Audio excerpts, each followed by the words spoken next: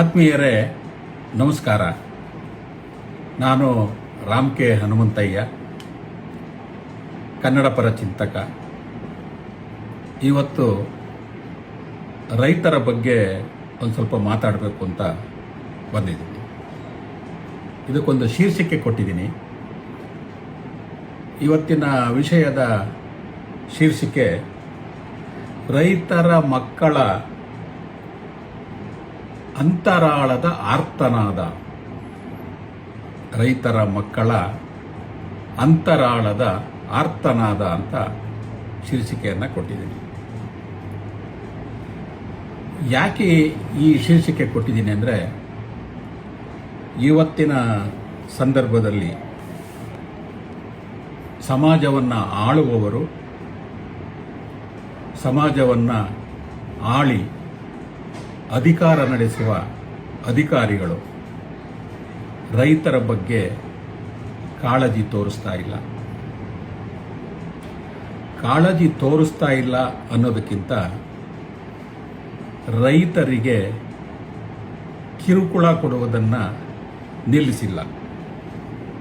ಕಾರಣ, ಈಗ ಆಳುವವರದು ಮತ್ತು ಅಧಿಕಾರಿಗಳದು ಎಲ್ಲರದು ಅಭಿವೃದ್ಧಿಯದೇ ಜಪ. ನಾಗರಿಕತೆಯ ಮಂತ್ರ, ಅನಾಗರಿಕತೆಯ ತಂತ್ರ, ಸ್ವಾರ್ಥದ ಕುತಂತ್ರ. ಇನ್ನೊಂದು ವಾಕ್ಯದಲ್ಲಿ ಹೇಳಬೇಕು ಅಂತಂದರೆ, ನಾನು ಬಂದರೆ ಏನು ಕೊಡ್ತೀರಿ, ನೀವು ಬಂದರೆ ಏನು ತರ್ತೀರಿ ಅನ್ನೋ ಸಮಾಜ ಇವತ್ತಾಗೋಗಿದೆ. ಹಾಗಾಗಿ ಸ್ವಾರ್ಥಕ್ಕೋಸ್ಕರ ಅಭಿವೃದ್ಧಿಯ ಹೆಸರಿನಲ್ಲಿ ರೈತರನ್ನು ಶೋಷಣೆ ಮಾಡುವ ಕಾಲ ಈಗ ಬಂದೊದಗಿದೆ. ಹೊಸ ಯೋಜನೆಗಳನ್ನೇ ಜಪ ಮಾಡ್ತಾರೆ.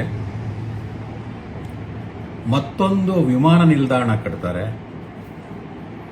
ಮತ್ತೊಂದು ಮೆಟ್ರೋ ಸ್ಟೇಷನ್ ಕಟ್ತಾರೆ, ಮತ್ತೊಂದು ಸ್ಟೇಡಿಯಂ ಕಟ್ತಾರೆ,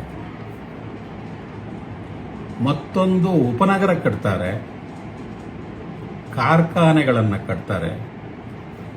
ಆದರೆ ಮತ್ತೊಂದು ಲಾಲ್ಬಾಗ್ ಕಟ್ಟಲ್ಲ, ಮತ್ತೊಂದು ಕಬ್ಬನ್ ಪಾರ್ಕ್ ಕಟ್ಟಲ್ಲ. ಅಭಿವೃದ್ಧಿಯ ಹೆಸರಿನಲ್ಲಿ ಕಡಿದು ಹಾಕಿದ ಮರಗಳನ್ನು ಬೆಳೆಸಲ್ಲ. ಮರಗಳು ಬೆಳೆಸುವ ರೈತರನ್ನು ಉಳಿಸಲ್ಲ. ಆದರೆ ಇಂತಹ ಪರಿಸ್ಥಿತಿಯಲ್ಲೂ, ಬರಗಾಲದಲ್ಲೂ, ಮಳೆ ಇಲ್ಲದಾಗಲೂ ಸ್ವಂತಹ ಖರ್ಚಿನಿಂದ ಬೋರ್ವೆಲ್ಗಳನ್ನು ಕೊರೆಸಿ, ಕಾಂಪೌಂಡ್ಗಳನ್ನು ಹಾಕಿಕೊಂಡು ಅದರಲ್ಲಿ ದುಡಿದು ಗಿಡಗಳನ್ನು, ಮರಗಳನ್ನು, ತೋಟಗಳನ್ನು ಬೆಳೆಸುವ ರೈತರನ್ನು ನೆಮ್ಮದಿಯಾಗಿರೋದಕ್ಕೆ ಬಿಡ್ತಾ ಇಲ್ಲ. ರೈತರು ಮರ ಬೆಳೆಸ್ತಾರೆ, ಗಿಡ ಬೆಳೆಸ್ತಾರೆ, ಪಕ್ಷಿ ಪ್ರಾಣಿಗಳನ್ನು ಸಾಕ್ತಾ ಇದ್ದಾರೆ, ಜಗತ್ತಿಗೆ ಅನ್ನ ಕೊಡ್ತಾ ಇದ್ದಾರೆ, ಇಷ್ಟೆಲ್ಲ ಮಾಡಿಕೊಂಡು ತಾವೂ ಬದುಕ್ತಾ ಇದ್ದಾರೆ. ಆದರೆ ರೈತರಿಗೆ ಉಳಿಗಾಲ ಇದೆಯಾ? ಪ್ರಶ್ನೆ ಮಾಡಬೇಕಾಗ್ತದೆ. ರೈತರು ಮೊದಲಿನಿಂದಲೂ, ತಲತಲಾಂತರದಿಂದಲೂ, ನಮ್ಮ ಪೂರ್ವಿಕರಿಂದಲೂ ಪಂಚಭೂತಗಳನ್ನೇ ದೇವರು ಅಂತ ನಂಬಿ ಬದುಕ್ತಾ ಇರುವಂಥವ್ರು. ಭೂಮಿ, ನೀರು, ಬೆಂಕಿ, ಗಾಳಿ, ಆಕಾಶ, ಈ 5 ಅಂಶಗಳು ಪ್ರಕೃತಿಯಲ್ಲಿ ಇದೆ, ನಮ್ಮ ದೇಹದಲ್ಲೂ ಇದೆ. ಇದು ಎಲ್ರಿಗೂ ಗೊತ್ತಿರುವಂಥ ವಿಚಾರ. ಜೊತೆಗೆ ಪಂಚಭೂತಗಳನ್ನಷ್ಟೇ ಅಲ್ಲ, ಪ್ರಕೃತಿಯನ್ನೂ ದೇವರು ಅಂತ ನಂಬಿರುವಂಥವರು ರೈತ ಬಾಂಧವರು. ಪ್ರಕೃತಿ ಎಂದರೆ ಸೃಷ್ಟಿ, ನಿಸರ್ಗ, ಪಂಚಭೂತಗಳು, ಸಸ್ಯ, ಪ್ರಾಣಿ, ಪಕ್ಷಿ, ಕ್ರಿಮಿ, ಕೀಟಗಳು, ಪರ್ವತಗಳು, ಹಳ್ಳಗಳು, ಕೊಳ್ಳಗಳು, ಕೆರೆಗಳು, ಕುಂಟೆಗಳು, ಬಾವಿಗಳು ಇತ್ಯಾದಿ ಇತ್ಯಾದಿ ನೈಸರ್ಗಿಕ ವಸ್ತುಗಳು ಇವನ್ನೂ ಸಹ ದೇವರು ಅಂತ ನಂಬ್ಕೊಂಡಿರುವಂಥವ್ರು ನಮ್ಮ ಅನ್ನದಾತ ರೈತರು. ರೈತರು ಸ್ವಲ್ಪದರಲ್ಲೇ ಸಂತೋಷವನ್ನು ಕಾಣುವಂಥವ್ರು, ಅಲ್ಪದರಲ್ಲೇ ಕಲ್ಪವನ್ನು ಕಾಣುವಂಥವ್ರು, ತೃಣದಲ್ಲಿಯೇ ತೃಪ್ತಿಯನ್ನು ಕಾಣುವಂಥವ್ರು. ರೈತರಿಗೆ ದುರಾಸೆ ಅನ್ನೋದಿಲ್ಲ, ಸ್ವಾರ್ಥ ಅನ್ನೋದಿಲ್ಲ. ನಾನೂ ಬದುಕಬೇಕು, ಇತರರನ್ನೂ ಬದುಕಿಸ್ಬೇಕು ಅನ್ನೋ ಮನೋಭಾವ ರೈತರದ್ದು. ಹಿರಿಯರ ಒಂದು ಮಾತಿದೆ, ತೃಪ್ತಿ ಅನ್ನೋ ವಿಷಯಕ್ಕೆ ಸಂಬಂಧಪಟ್ಟಂಗೆ ನೆನಪಾಗ್ತಾ ಇದೆ ನನಗೆ. ಹಳ್ಳದ ಮರಳು, ಹಿರಿಯರ ಮಾತು, ಹಳ್ಳದ ಮರಳು ಹೊಂಗೆಯ ನೆರಳು, ಬಸ್ಸಾರು ಸ್ವರ್ಗ ಸುಳ್ಳು. ಇಷ್ಟರಲ್ಲೇ ತೃಪ್ತಿಯನ್ನು, ಸಂತೋಷವನ್ನು, ನೆಮ್ಮದಿಯನ್ನು ಕಾಣುವಂಥ ರೈತ. ದುರಾಸೆ ಇಲ್ಲ. ಆದರೆ ಇವತ್ತಿನ ಸಮಾಜದಲ್ಲಿ ಸಮಾಜವನ್ನು ಆಳುವವರು, ಅಧಿಕಾರ ನಡೆಸುವವರು ಸ್ವಾರ್ಥಕ್ಕಾಗಿ ಏನನ್ನಾದರೂ ಮಾಡುವಂಥವರನ್ನು ನಾವು ಕಾಣ್ತಾ ಇದ್ದೇವೆ. ಹಾಗೆ ಒಳೆ ಮರಳು, ಹೊಂಗೆ ನೆರಳು, ಬಸ್ಸಾರು ಸ್ವರ್ಗ ಸುಳ್ಳು ಇಷ್ಟು ಇದ್ದುಬಿಟ್ರೆ ನಮ್ಮ ರೈತರಿಗೆ ಸ್ವರ್ಗನೇ ಬೇಕಾಗಿಲ್ಲ ಅಂತ ತೃಪ್ತಿ ಕಾಣುವಂಥದ್ದು. ಹಾಗಾಗಿಯೇ ನಮ್ಮ ಮಹಾಕವಿ ಕುವೆಂಪುರವರು ರೈತರನ್ನ ಯೋಗಿ ಅಂತ ಕರೆದರು. ರೈತರನ್ನ ಯೋಗಿ ಅಂತ ಕರೆದರು. ರೈತ ಗೀತೆಯನ್ನು ಬರೆದರು. ರೈತನಿಗೆ ಅಷ್ಟೊಂದು ಗೌರವವನ್ನು ಕೊಟ್ಟರು. ರೈತ ಬೆಳೆಗಳಿಗೆ ಬೆಳೆಸುವ ಗೊಬ್ಬರದ ಬಗ್ಗೆ ಕವಿತೆಯನ್ನು ಬರೆದರು. ರೈತನ ಬಗ್ಗೆ, ರೈತ ಬಳಸುವ ಗೊಬ್ಬರದ ಬಗ್ಗೆ ಕವಿತೆಯನ್ನು ಬರೆದಂತಹ ಮಹಾಮೇರು ಪರ್ವತ ನಮ್ಮ ಮಹಾಕವಿ ಕುವೆಂಪು. ಇದೆಲ್ಲ ಅರ್ಥ ಆಗ್ತಾ ಇದೆಯಾ ನಮ್ಮ ಇಂದಿನ ಆಳುವವರಿಗೆ, ಅಧಿಕಾರ ನಡೆಸುವವರಿಗೆ ಅರ್ಥ ಆಗ್ತಾ ಇದೆಯಾ? ಯೋಚನೆ ಮಾಡಬೇಕಾಗಿದೆ. ಜೊತೆಗೆ ರೈತರ ಬಗ್ಗೆ ಎಷ್ಟು ಅಲ್ಪವಾಗಿ ತಿಳ್ಕೊಂಡಿದ್ದೀವಿ ನಾವೆಲ್ಲ ಅಂತಂದರೆ ಯೋಚನೆ ಮಾಡಬೇಕಾಗಿದೆ. ನಾವು ಯಾರು ಎಷ್ಟೇ ದೊಡ್ಡವರಾಗಿರಲಿ, ಎಷ್ಟೇ ಉನ್ನತ ಪದವಿಯನ್ನು ಪಡೆದಿರಲಿ, ಎಷ್ಟೇ ಶ್ರೀಮಂತನಾಗಿರಲಿ, ಹಳ್ಳಿಯಲ್ಲಿದ್ದು ಇವತ್ತು ನಗರ ಸೇರಿರಲಿ, ದಿಲ್ಲಿ ಸೇರಿರಲಿ, ಅವನು ಒಂದಲ್ಲ ಒಂದು ದಿವಸ ಹಳ್ಳಿಯಲ್ಲಿ ಜೀವನ ಮಾಡಿದವನೇ, ವ್ಯವಸಾಯ ಮಾಡಿದವನೇ ಅವರ ಅಪೂರ್ವಿಕರು. ಹಳ್ಳಿಯಲ್ಲಿದ್ದು ವ್ಯವಸಾಯ ಮಾಡದಂಥವರು ಮತ್ತು ರೈತರ ಮಕ್ಕಳೇ ಆಗಿರ್ತಾರೆ. ಇದನ್ನೆಲ್ಲ ನೆನೆಯೋದೇ ಇಲ್ವಲ್ಲ ಇವತ್ತು ಆಡಳಿತ ನಡೆಸುವಂಥವ್ರು, ಅಧಿಕಾರ ನಡೆಸುವಂಥವ್ರು. ನೆನ್ಕೋಬೇಕಲ್ಲ ಇದನ್ನೆಲ್ಲ. ಯಾಕೆ ಹಿಂದಿನದನ್ನು ನೆನೆಯಲ್ಲ? ಅದಕ್ಕೆ ಹಿಂದಿಟ್ಟ ಹೆಜ್ಜೆಯನ್ನು ನೆನಬೇಕು, ಹಿಂದೆ ಇಟ್ಟ ಹೆಜ್ಜೆಯನ್ನು ನೆನಬೇಕು, ಇಂದು ಇಡುವ ಹೆಜ್ಜೆಯನ್ನು ಅರಿಬೇಕು, ಮುಂದೆ ಇಡುವ ಹೆಜ್ಜೆಯನ್ನು ಚಿಂತೆ ಮಾಡಬೇಕು.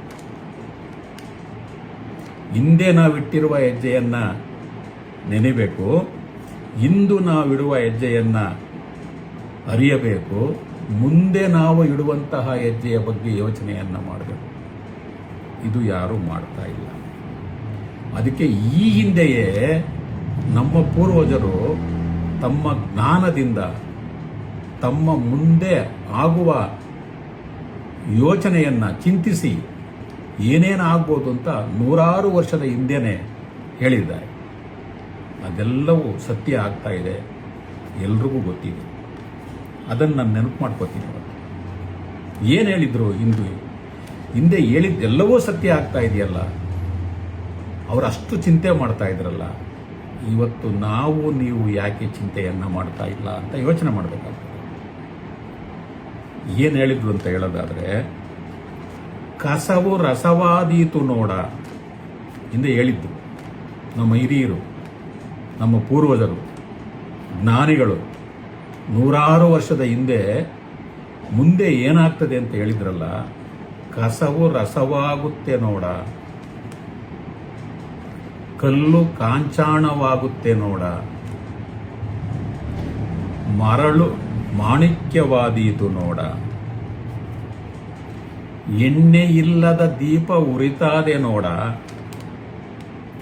ಕಿವಿ ಕಿವಿಗೆ ಬುಡುಬುಡುಕೆ ಬರ್ತಾವೆ ನೋಡ, ಮನೆ ಮನೆಗಳಲ್ಲಿ ದೆವ್ವ ಕುಣಿತಾವೆ ನೋಡ, ಸೋರೆ ಬುರುಡೆಯಲ್ಲಿ ನೀರು ಕುಡಿತಾರೆ ನೋಡ, ಕೊಂಬಿಲ್ಲದ ಹಸು ಬರುತ್ತದೆ ನೋಡ.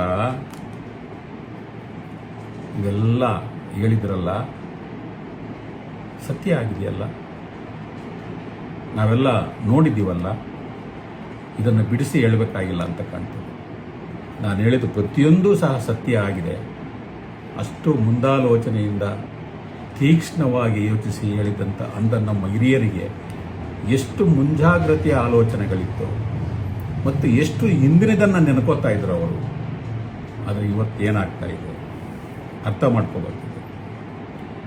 ಮುಂದೆ ಇವತ್ತೆಲ್ಲ ಇದಾರಲ್ಲ, ನಾನು ಶ್ರೀಮಂತ ಅಂತಾರಲ್ಲ, ಮುಂದೆ ಯಾರು ಶ್ರೀಮಂತ ಆಗ್ತಾರೆ ಗೊತ್ತಾ? ಯಾರು ಶ್ರೀಮಂತ ಅಂದರೆ, ಮುಂದೆ ಒಂದು ದಿನ ಜೀವನವೆಂಬ ಸಾಗರದಲ್ಲಿ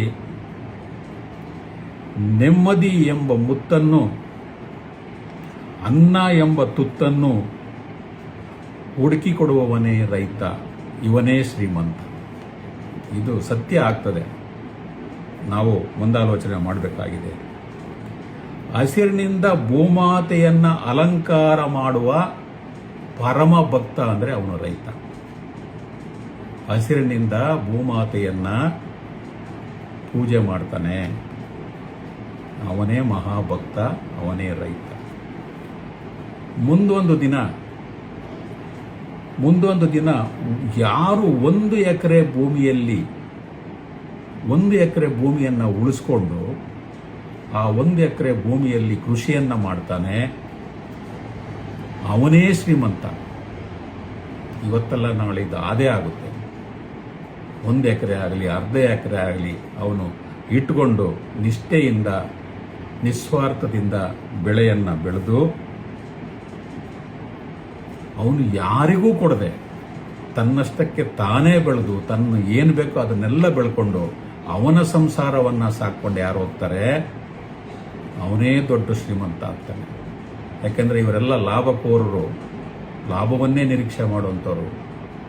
ಎಲ್ಲ ಹಾಳು ಮಾಡಿಬಿಡ್ತಾರೆ. ಭೂಮಿಯನ್ನೆಲ್ಲ ಕೊಂಡು ಉಳ್ಳವರಿಗೆ ಕೊಟ್ಟು ರೈತರನ್ನು ಹಾಳು ಮಾಡಿಬಿಡ್ತಾರೆ. ಇಂತಹ ಸಂದರ್ಭದಲ್ಲಿ ಬುದ್ಧಿವಂತಿಕೆಯಿಂದ ಯಾರು ಅರ್ಧ ಎಕರೆ 1 ಎಕರೆ ಭೂಮಿಯನ್ನು ಇಟ್ಟುಕೊಂಡು ವ್ಯವಸಾಯವನ್ನು ಮಾಡಿಕೊಂಡು ತನ್ನ ಸಂಸಾರಕ್ಕೆ ಏನು ಬೇಕೋ ಅದನ್ನು ಒದಗಿಸ್ಕೊಂಡು ಸಮಾಜಕ್ಕೆ ಏನೂ ಕೊಡಲಿಲ್ಲ ಅಂತಂದರೆ ಏನಾಗ್ಬೋದು, ಪರಿಸ್ಥಿತಿ ಏನಾಗ್ಬೋದು, ಇದನ್ನು ಯೋಚನೆ ಮಾಡಬೇಕಾಗ್ತದೆ. ಆಗ ರೈತನೇ ಸುಪ್ರೀಂ ಆಗ್ತಾನೆ, ರೈತನೇ ಸುಪ್ರೀಂ. ಯಾಕೆಂದರೆ ರೈತ ಉಪ್ಪು ಮತ್ತು ಬಟ್ಟೆ ಇವೆರಡನ್ನು ಬಿಟ್ಟರೆ ಎಲ್ಲವನ್ನು ಬೆಳ್ಕೊಂಡು ಅವನ ಸಂಸಾರವನ್ನು, ಜೀವನವನ್ನು ಮಾಡ್ಬೋದು. ಹಿಂದೆ ಎಲ್ಲ ಮಾಡ್ತಾ ಇದ್ದ ಅದೇ ರೀತಿನೇ ಎಲ್ಲವನ್ನು ಬೆಳ್ಕೊಂಡ, ಏನು ಬೇಕೋ ಎಲ್ಲವನ್ನು ಬೆಳ್ಕೊತಾ ಇದ್ದ. ಮುಂದೆ ಆ ಕಾಲ ಬಂದೇ ಬರ್ತದೆ. ಹಾಗಾಗಿ ಯಾವ ದೇವರೂ ಹಸಿದವನಿಗೆ ಅನ್ನ ಕೊಡಲ್ಲ, ಯಾವ ದೇವರು ಹಸಿವಿಗೆ ಅನ್ನ ಕೊಡಲ್ಲ. ಆ ದೇವರು ರೈತನ ರೂಪದಲ್ಲಿ ಬಂದು ಅನ್ನವನ್ನು ಕೊಡ್ತಾನೆ.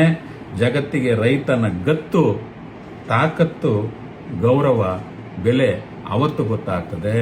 ಆವತ್ತು ರೈತನ ಮನೆ ಬಾಗಿಲಿಗೆ ಶ್ರೀಮಂತರು, ಅಧಿಕಾರಿಗಳು, ಸಮಾಜವನ್ನು ಆಳುವವರು ಎಲ್ಲರೂ ಬಂದು ಭಿಕ್ಷೆ ಬೇಡೋ ರೀತಿಯಲ್ಲಿ ಬೇಡ್ತಾರೆ. ಈ ಗದಿ ಒದಗಿ ಬರ್ತದೆ. ಆದ್ದರಿಂದ ಎಚ್ಚೆತ್ತುಕೋಬೇಕಾಗಿದೆ. ಇವತ್ತು ಸರ್ಕಾರನೂ ಎಚ್ಚೆತ್ತುಕೋಬೇಕಾಗಿದೆ, ಅಧಿಕಾರಿಗಳು, ಆಳುವವರು ಎಚ್ಚೆತ್ತುಕೋಬೇಕಾಗಿದೆ. ಹಳ್ಳಿಗಳು ಭಾರತ ದೇಶದ ಹೃದಯ ಅಂತ ಹೇಳ್ತಾರೆ. ಹಳ್ಳಿಗಳು ಭಾರತ ದೇಶದ ಶ್ವಾಸಕೋಶ ಅಂತ ಹೇಳ್ತಾರೆ. ದೇಶ ಉದ್ಧಾರ ಆಗಬೇಕು ಅಂತಂದರೆ ಹಳ್ಳಿಗಳು ಉದ್ಧಾರ ಆಗಬೇಕು ಅಂತ ಹೇಳ್ತಾರೆ. ದೇಶದಲ್ಲಿ 75% ರೈತರಿದ್ದಾರೆ. ಆದರೆ ರೈತರದ್ದು ಏನು ನಡೀತಾನೆ ಇಲ್ವಲ್ಲ. ನಾಯಿ ಬಾಲವನ್ನು ಅಳ್ಳಾಡಿಸ್ಬೇಕು, ಇದು ಪ್ರಕೃತಿಯ ನಿಯಮ. ನಾನು ಯಾಕೆ ಹೇಳ್ತಾ ಇದ್ದೀನಿ ಅಂದರೆ, ದೇಶದಲ್ಲಿ 75% ರೈತರಿದ್ದಾರೆ, ರೈತರದ್ದು ನಡಿಬೇಕು.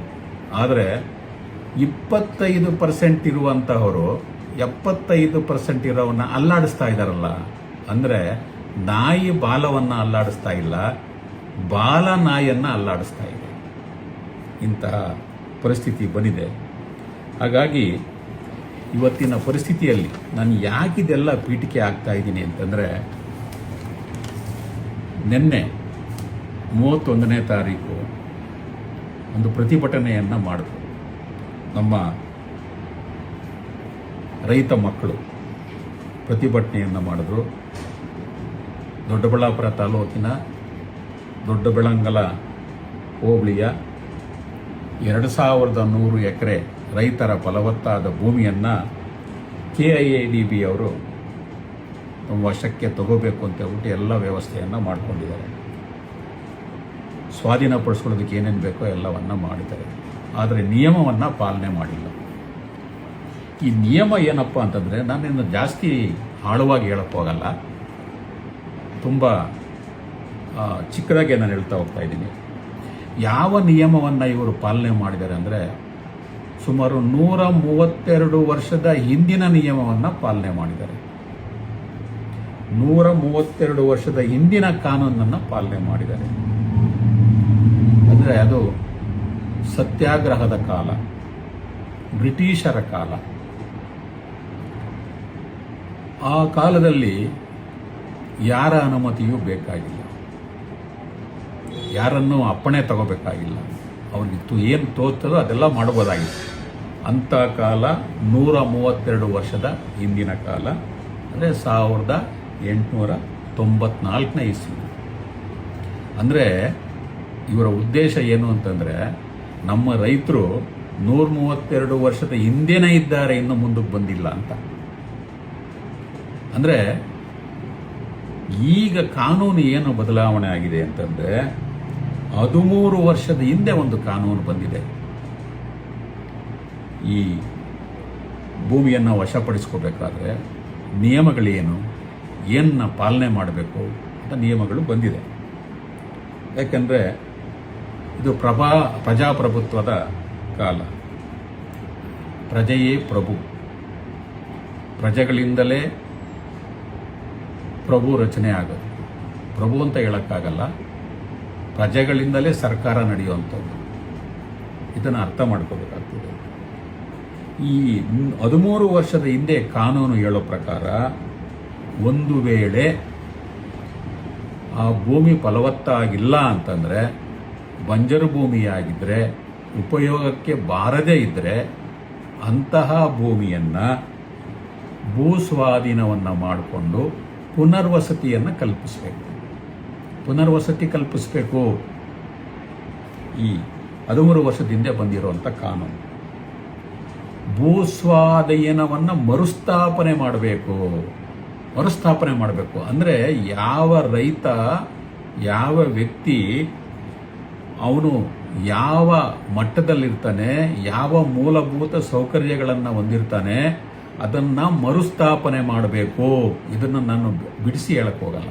ಮರುಸ್ಥಾಪನೆ, ಅವನು ಯಾವ ರೀತಿ ಜೀವನ ಮಾಡ್ತಾ ಇರ್ತಾನೆ, ಜೀವನ ಶೈಲಿ ಇರ್ತದೆ, ಅದೆಲ್ಲವನ್ನು ಸಹ ಮರುಸ್ಥಾಪನೆಯನ್ನು ಮಾಡಬೇಕು ಅಂತ ಈ 13 ವರ್ಷದ ಹಿಂದಿನ ಕಾನೂನು, 2013ರ ಕಾನೂನು ಹೇಳ್ತದೆ.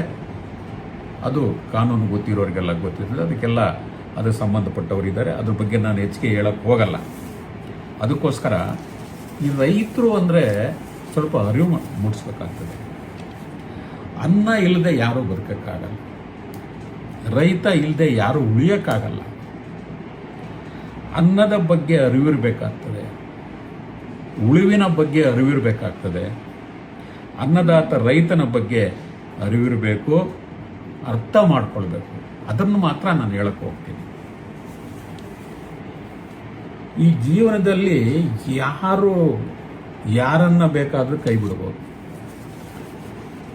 ಆದರೆ ನಿಷ್ಠೆಯಿಂದ ದುಡಿದವನನ್ನ ಭೂಮಿ ಮಾತ್ರ ಕೈ ಬಿಡಲ್ಲ ಅಂತ ಹೇಳ್ತಾರೆ.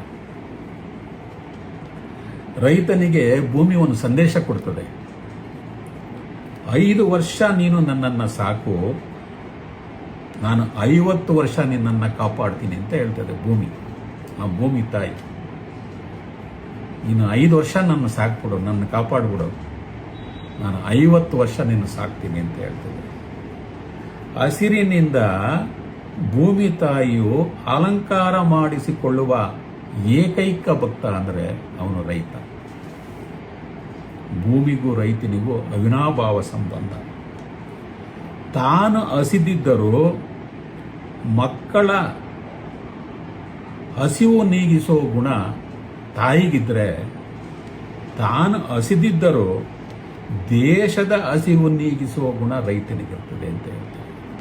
ಇದನ್ನು ಅರ್ಥ ಮಾಡ್ಕೊಡೋಕೆ ಇದನ್ನು ಸ್ವಲ್ಪ ಈ ವಿಷಯನೇ ಸ್ವಲ್ಪ ನಾನು ಹೇಳಕ್ಕೆ ಹೋಗ್ತಾ ಇದ್ದೀನಿ. ಯಾಕಂದರೆ ರೈತನ ಬೆಲೆ ಎಂಥದ್ದು, ಅವನ ಗೌರವ ಎಂಥದ್ದು, ಅವನ ಶ್ರಮ ಎಂಥದ್ದು, ಅವನ ನಿಷ್ಠೆ ಎಂಥದ್ದು, ಇದನ್ನು ಅರಿವು ಮೂಡಿಸಕ್ಕೆ ಕೊಟ್ಟಿದ್ದೀನಿ ನಾನು. ಜನರು ಕಾಲಿಗೆ ಮಣ್ಣಾಗ್ತದೆ ಅಂತೇಳಿ ಚಪ್ಪಲಿ ಹಾಕ್ಕೋತಾರೆ, ಆದರೆ ನಮ್ಮ ರೈತ ಆ ಮಣ್ಣನ್ನು ಕಣ್ಣಿಗೆ ಒತ್ತುಕೊಂಡು ದುಡಿತಾನೆ. ವ್ಯತ್ಯಾಸ ಸಾಮಾನ್ಯ ಜನರಿಗೂ ರೈತರಿಗೂ ಇರೋ ವ್ಯತ್ಯಾಸವನ್ನು ನಾನು ಹೇಳಿಕೊಡ್ತೀನಿ. ನಮ್ಮ ರೈತರು ಯಾವತ್ತೂ ಅನ್ನವನ್ನು ಕೊಡುವವರೇನ ಅನ್ನವನ್ನು ಬೇಡೋಲ್ಲ, ಯಾರ ಹತ್ರನ ಅನ್ನವನ್ನು ಬೇಡೋಲ್ಲ. ಅದಕ್ಕೆ ರೈತನನ್ನು ಜಮೀನಿನಲ್ಲಿ ದುಡಿಯುವ ಜಮೀನ್ದಾರ ಅಂತ ಕರೀತಾರೆ. ಈ ಜಮೀನ್ದಾರ ಅನ್ನೋ ಪದ ಯಾರಿಗೂ ಇಲ್ಲ ಬೇರೆಯವರಿಗೆ. ಯಾರು ಜಮೀನಿನಲ್ಲಿ ದುಡಿತಾನೋ, ಜಮೀನನ್ನು ಹೊಂದ್ಕೊಂಡಿದ್ದಾನೋ ಅವನೇ ಜಮೀನ್ದಾರ. ಜಮೀನ್ದಾರ ಅನ್ನೋ ಗೌರವ ಇದೆ. ಅದೇ ರೀತಿ ಯಾವ ಊರಿನಲ್ಲಿ ರೈತ ಇರಲ್ವೋ ಅಲ್ಲಿ ಲಕ್ಷ್ಮಿ ಮತ್ತು ಸರಸ್ವತಿ ಇಬ್ಬರೂ ಇರಲ್ಲ ಅಂತ ಹೇಳ್ತಾರೆ. ಎಲ್ಲಿ ರೈತ ಇರ್ತಾನೋ ಅಲ್ಲಿ ಸುಖ, ಶಾಂತಿ, ಸಮಾಧಾನ, ಸಮೃದ್ಧಿ ಇರುತ್ತೆ ಅಂತ ಈ ಪೂರ್ವಜರು ಕಂಡುಕೊಂಡಿದ್ದಾರೆ. ಈ ಭೂಮಿ ತಾಯಿ ಇದೆಯಲ್ಲ, ಭೂಮಿ ತಾಯಿ ಮಳೆ ಹನಿ ಬಂದಾಗ ತೃಪ್ತಳಾಗ್ತಳಂತೆ. ಭೂಮಾತೆ ಮಳೆ ಹನಿ ಬಂದಾಗ ತೃಪ್ತಳಾಗ್ತಳಂತೆ. ಆದರೆ ರೈತನ ದುಡಿಮೆಯ ಬೆವರ ಹನಿ ಬಿದ್ದರೆ ಬರೀ ತೃಪ್ತಳಾಗಲ್ವಂತೆ, ಸಂತೃಪ್ತಳಾಗ್ತಳಂತೆ. ರೈತನಿಲ್ಲದ ಊರು, ಮಕ್ಕಳಿಲ್ಲದ ಮನೆ, ಲೆಕ್ಕವಿಲ್ಲದ ವ್ಯವಹಾರ, ಈ 3 ದುಃಖ ಕಾಣೆಂದ ಸರ್ವಜ್ಞ ಹೇಳ್ತಾನೆ. ಮತ್ತು ಇನ್ನೊಂದು ಮಾತು ಹೇಳ್ತಾನೆ ಸರ್ವಜ್ಞ, ಕೋಟಿ ವಿದ್ಯೆಗಳಲ್ಲಿ ಮೇಟಿ ವಿದ್ಯೆಯೇ ಮೇಲೂ, ರಾಟಿ ನಡೆಯುವುದು ಮೇಟಿಯಿಂದಲ್ಲವೇ, ಒಕ್ಕಲಿಗ ನೊಕ್ಕದಿದ್ರೆ ಬಿಕ್ಕುವುದು ಜಗವೆಲ್ಲ. ಒಕ್ಕಲಿಗ ಏನಾದರೂ, ಒಕ್ಕಲಿಗ ಅಂತಂದ್ರೆ ಯಾರು ಒಕ್ತಾನೆ ಅಂದರೆ ಉಳ್ತಾನೆ, ಅವನೆಲ್ಲ ಒಕ್ಕಲಿಗ ಅಂತ. ಒಕ್ಕಲಿಗ ನೊಕ್ಕದಿರೆ ಬಿಕ್ಕುವುದು ಜಗವೆಲ್ಲ ಅಂತ ಸರ್ವಜ್ಞ ಹೇಳ್ತಾನೆ. ಮತ್ತು ಇವತ್ತಿನ ಪರಿಸ್ಥಿತಿ ಹೆಂಗಿದೆ ಅಂತಂದರೆ, ಕೋಟಿ ಲೂಟಿ ಮಾಡಿ ಗಳಿಸಬಹುದು, ಕೋಟಿ ಲೂಟಿ ಮಾಡಿ ಗಳಿಸಬಹುದು, ಆದರೆ ನಾಟಿ ಮಾಡಿ ಕೋಟಿ ಜನಕ್ಕೆ ಅನ್ನ ಹಾಕೋನೆ ರೈತ. ಕೋಟಿ ಜನಕ್ಕೆ ಅನ್ನ ಹಾಕೋನೆ ರೈತ. ರೈತ ನೊಗವ ಹಿಡಿದು ದಿನವೂ ದುಡಿದು ನಂಬಿ ನಿಂತ ಕಾಯಕವನ್ನೇ ನಂಬಿ ನಿಂತವನು. ರೈತ ನೊಗವ ಹಿಡಿದು ದಿನವೂ ದುಡಿದು ನಂಬಿ ನಿಂತ ಕಾಯಕ, ಇವನ ಹೊರತು ಯಾರು ಇಲ್ಲ ಜಗವನಾಳೋ ನಾಯಕ. ಇವತ್ತೆಲ್ಲ ಹೇಳ್ತಾರಲ್ಲ, ನಾನು ನಾಯಕ, ನಾನು ಶ್ರೀಮಂತ, ನಾನು ಅಧಿಕಾರಿ ಅಂತಾರಲ್ಲ, ಇವ್ರು ಯಾರೂ ಇಲ್ಲ ನಾಯಕ. ಇವತ್ತು ಅಷ್ಟೇ, ಹಿಂದೆನೂ ಅಷ್ಟೇ, ಮುಂದೆನೂ ಅಷ್ಟೇ, ನಾಯಕನಾಗಿ ಉಳಿಯೋನು ರೈತನೇ. ಇದನ್ನು ನೆನಪಲ್ಲಿಟ್ಕೋಬೇಕು. ಜಗತ್ತು ಎಷ್ಟೇ ತಂತ್ರಜ್ಞಾನ ಹೊಂದಿದ್ರು, ಇವತ್ತೆಲ್ಲ ಬಂದಿದೆಯಲ್ಲ ತಂತ್ರಜ್ಞಾನ ಹೊಂದಿದೆಯಲ್ಲ, ಇನ್ನೂ ಎಷ್ಟಾದರೂ ತಂತ್ರಜ್ಞಾನ ಬರಲಿ, ಎಷ್ಟೇ ತಂತ್ರಜ್ಞಾನವನ್ನು ಹೊಂದಿದ್ರು ಅನ್ನವನ್ನು ಆನ್ಲೈನ್ನಲ್ಲಿ ಬೆಳೆಯೋಕ್ಕಾಗಲ್ಲ. ಎಷ್ಟೇ ತಂತ್ರಜ್ಞಾನ ಬರಲಿ ಆನ್ಲೈನ್ನಲ್ಲಿ ಬೆಳೆಯೋಕ್ಕಾಗಲ್ಲ. ಅನ್ನವನ್ನು ರೈತರ ಬೆವರಿನಿಂದಲೇ ಬೆಳಿಬೇಕು. ಆನ್ಲೈನಲ್ಲಿ ಅನ್ನ ತರಿಸ್ಕೋಬೋದು, ಕಾಲ ಬಂದಿದೆ ಇವಾಗ. ಆನ್ಲೈನಲ್ಲಿ ಅನ್ನ ತರಿಸ್ಕೋಬೋದು. ಆದರೆ ಅನ್ನ ಆಗಬೇಕಾದ್ರೆ ಭತ್ತ ಬೇಕು. ಆ ಭತ್ತ ಬೆಳಿಬೇಕಾದ್ರೆ ರೈತನ ಬೆವರೇ ಬೇಕು. ಇದನ್ನು ಅರ್ಥ ಮಾಡ್ಕೋಬೇಕಾಗಿದೆ. ಜೊತೆಗೆ ಯಾರು ಎಷ್ಟೇ ಎತ್ತರಕ್ಕೆ ಬೆಳೀಲಿ, ರೈತ ಬೆಳೆದ ಅನ್ನ ತಿನ್ನಬೇಕಾದ್ರೆ ಅವನ ತಲೆ ತಗ್ಗಿಸ್ಲೇಬೇಕು. ರೈತನ ತಾಕತ್ತು ಇದು. ಜೊತೆಗೆ ರೈತ ತನ್ನ ಬೆವರು ಸುರಿಸೋನು, ಎಲ್ಲರಿಗೂ ಅನ್ನವನ್ನು ಉಣಿಸೋನು, ಮಳೆ ಬಿಸಿಲಲ್ಲೂ ಶ್ರಮಿಸೋನು, ಜಗತ್ತಿನ ಜೀವರಾಶಿಗಳಿಗೆಲ್ಲ ಅನ್ನ ಹಾಕಿ ಉಳಿಸೋನು ರೈತ. ಜೊತೆಗೆ ರೈತ ಏನು ಸಂದೇಶ ಕೊಡ್ತಾನೆ ಗೊತ್ತಾ? ಅವನ ಸಂದೇಶ ಏನು ಗೊತ್ತಾ? ರೈತನ ಮಂತ್ರ ಏನು ಗೊತ್ತಾ? ಜಗವೆಲ್ಲ ನಗುತ್ತಿರಲಿ, ಜಗವೆಲ್ಲ ನಗುತ್ತಿರಲಿ, ಜಗದ ಹಸಿವು ನನ್ನಿಂದ ನೀಗಲಿ ಅಂತಾನೆ. ಜಗವೆಲ್ಲ ನಗುತ್ತಿರಲಿ, ಜಗದ ಹಸಿವು ನನ್ನಿಂದ ನೀಗಲಿ. ಇದು ರೈತನ ಮಂತ್ರ, ರೈತನ ಸಂದೇಶ. ಜೊತೆಗೆ ರೈತ ಶ್ರಮವನ್ನು ಬಿತ್ತಿ ಬೆವರನ್ನು ಸುರಿಸಿ ರಕ್ತವನ್ನು ಬಸಿದು ಕಾಣದವರ ಅಪರಿಚಿತರ ಹೊಟ್ಟೆಯನ್ನು ತುಂಬಿಸ್ತಾನೆ. ತಾನು ಬೆಳೆದ ಅನ್ನ ಎಲ್ಲಿ ಹೋಗ್ತದೆ, ಯಾರು ತಿಂತಾರೆ ಅಂತ ಗೊತ್ತಾಗಲ್ಲ. ಹಾಗಾಗಿ ಆ ಶ್ರಮವನ್ನು ಬಿತ್ತಿ ಬೆವರನ್ನು ಸುರಿಸಿ ರಕ್ತವನ್ನು ಬಸಿದು ಕಾಣದವರ ಅಪರಿಚಿತನ ಹೊಟ್ಟೆಯನ್ನು ತುಂಬಿಸುವನು ರೈತ. ಜೊತೆಗೆ ಬಿಸಿಲಿಗೆ ಹೋದರೆ ಮೈಬಣ್ಣ ಹೋಗುತ್ತದೆ ಎನ್ನುವವರ ನಡುವೆ ಬಿಸಿಲಿಗೆ ಹೋದರೆ ಜೀವಗಳು ಉಳಿಯುತ್ತದೆ ಎಂಬ ಭಾವನೆಯನ್ನು ಭಾವಿಸಿ ದುಡಿಮೆಯನ್ನು ಮಾಡ್ತಾನೆ ರೈತ. ಜೊತೆಗೆ ಜನರು ದುಡ್ಡಿನಿಂದ ಚಿನ್ನವನ್ನು ಹುಡುಕ್ತಾರೆ, ಆದರೆ ರೈತ ಮಣ್ಣಿನಿಂದ ಚಿನ್ನವನ್ನೂ ಹುಡುಕ್ತಾನೆ, ಅನ್ನವನ್ನೂ ಹುಡುಕ್ತಾನೆ. ಇದು ರೈತನಿಂದ ಮಾತ್ರ ಸಾಧ್ಯ ಆಗ್ತದೆ. ಯಾರು ಎಷ್ಟೇ ಉಪ್ಪರಿಗೆಯ ಮನೆಯಲ್ಲಿರಲಿ, ಅರಮನೆಯಲ್ಲಿರಲಿ, ಕೋಟಿ ಕೋಟಿ ಹಣ ಆಸ್ತಿ ಗಳಿಸಿರಲಿ, ಹಸಿವಿಗೆ ರೈತ ಬೆಳೆದ ಅನ್ನ ಬಿಟ್ಟರೆ ಏನನ್ನೂ ತಿನ್ನಕ್ಕಾಗಲ್ಲ, ಚಿನ್ನವನ್ನು ತಿನ್ನಕ್ಕಾಗಲ್ಲ. ನೆನಪಿಟ್ಕೋಬೇಕಾಗ್ತದೆ. ಜೊತೆಗೆ ರೈತರು ಬೆಳೆದ ಬೆಳೆಗೆ ಬೆಲೆ ಕಟ್ಟಬಹುದು, ರೈತರು ಬೆಳೆದ ಬೆಳೆಗೆ ಬೆಲೆ ಕಟ್ಟಬಹುದು, ಆದರೆ ರೈತನ ಶ್ರಮಕ್ಕೆ ಬೆಲೆ ಕಟ್ಟಕ್ಕಾಗಲ್ಲ. ರೈತನ ಜ್ಞಾನಕ್ಕೆ, ರೈತನ ಬುದ್ಧಿಗೆ, ರೈತನ ಕೌಶಲ್ಯಕ್ಕೆ ಯಾರು ಬೆಲೆ ಕಟ್ಟಕ್ಕಾಗಲ್ಲ. ಅಂತಹ ಜ್ಞಾನಿ ರೈತ. ರೈತನನ್ನು ತಪಸ್ವಿ ಅಂತ ಹೇಳ್ತಾರೆ ಹಿರಿಯರು. ಜೊತೆಗೆ ಚಿನ್ನದ ರಥ ಏರಿ ಬರುವ ರಾಜನಿಗಿಂತ, ಚಿನ್ನದ ರಥ ಏರಿ ಬರ್ತಾನಲ್ಲ ರಾಜನಿಗಿಂತ, ಎತ್ತಿನ ಗಾಡಿ ಏರಿ ಬರುವ ರೈತನೇ ದೊಡ್ಡವನು ಅಂತ ಹೇಳ್ತಾರೆ. ಅಂತಹ ಗೌರವ ಸ್ಥಾನ ರೈತನಿಗೆ ಕೊಟ್ಟಿರುವಂಥದ್ದು. ಅದಕ್ಕೆ ಕುವೆಂಪು ಅವರು ಹೇಳ್ತಾರೆ, ನೇಗಿಲ ಕುಲದೊಳಗಡಗಿದೆ ಕರ್ಮ, ನೇಗಿಲ ಮೇಲೆಯೇ ನಿಂತಿದೆ ಧರ್ಮ. ಕರ್ಮ ಧರ್ಮ ಎರಡು ರೈತರ ಮೇಲೆಯೇ ನಿಂತಿದೆ ಅಂತ ಕುವೆಂಪು ಅವರು ಹೇಳ್ತಾರೆ. ಭೂಮಿಯೇ ದೇವಾಲಯ, ಭೂಮಿಯೇ ದೇವಾಲಯ ಎಂಬುದು ತಿಳಿದಿರಬೇಕು. ರೈತನೇ ದೇವರು ಎಂಬುದನ್ನು ತಿಳಿದಿರಬೇಕು. ಇದನ್ನು ಅರ್ಥ ಮಾಡ್ಕೋಬೇಕು. ಭೂಮಿಯ ಜೊತೆ ಬದುಕುವವನೇ ಶ್ರೀಮಂತ.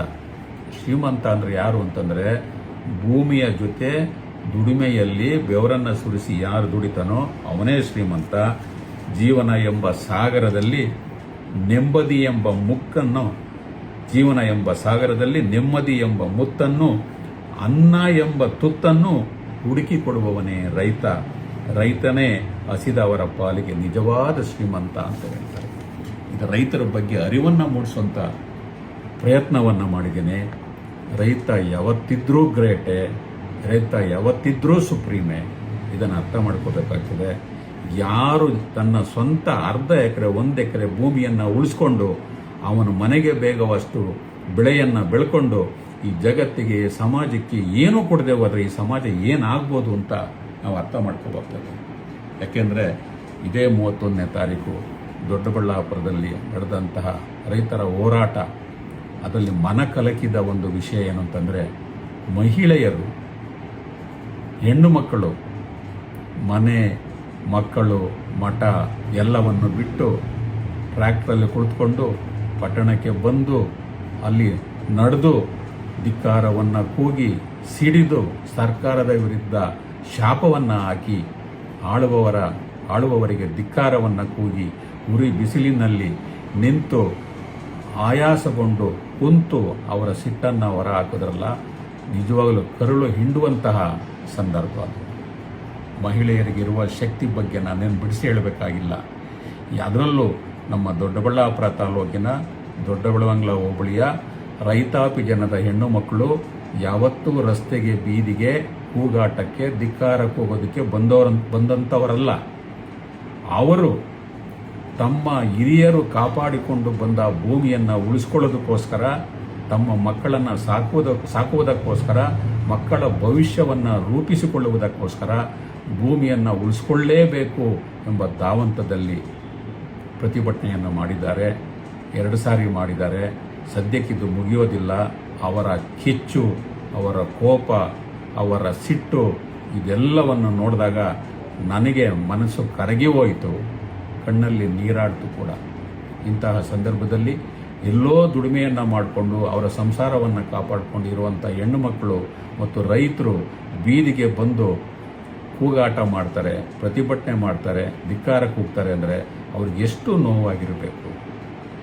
ಅದಕ್ಕೋಸ್ಕರ ಇನ್ನು ಮುಂದೆಯಾದರೂ ಸಹ ಕಾನೂನು ರೀತಿಯಲ್ಲಿ ಸಮಾಜ ಒಪ್ಪುವಂತೆ, ಜನರು ಒಪ್ಪುವಂತೆ, ತನ್ನ ಆತ್ಮವೇ ತನ್ನನ್ನು ಆತ್ಮಸಾಕ್ಷಿ ಒಪ್ಪುವಂತೆ ನಿಯಮಗಳನ್ನು ಪಾಲಿಸಿ ಇಂತಹ ಕ್ರಮಗಳನ್ನು ಕೈಗೊಂಡ್ರೆ ಸಮಾಜಕ್ಕೂ ಒಳ್ಳೆಯದು, ರೈತರಿಗೂ ಒಳ್ಳೆಯದು. ಅದಕ್ಕೋಸ್ಕರ ರೈತರು ಇನ್ನು ಮುಂದೆ ಆದರೂ ಕೂಡ ಇದೊಂದು ಸುಸಂದರ್ಭ ಅಂತ ನಾನಾದರೂ ಭಾವಿಸ್ತೇನೆ. ಯಾಕೆಂದರೆ ಚೆದರಿ ಹೋಗಿದ್ದಂಥ ಮನಸ್ಸುಗಳು ಇವತ್ತು ಕೂಡಿದೆ. ಈ ಒಂದು ಕಾರಣದಿಂದ ತಮ್ಮ ಭೂಮಿಯನ್ನು ಉಳಿಸ್ಕೋಬೇಕು ಅಂತ ಹೇಳ್ಬಿಟ್ಟು ಗ್ರಾಮಗಳು ಜನರೆಲ್ಲರೂ ಒಟ್ಟಿಗೆ ಕೂಡಿ ಒಂದು ಒಗ್ಗಟ್ಟಿಗೆ ಬಂದಿದ್ದಾರೆ.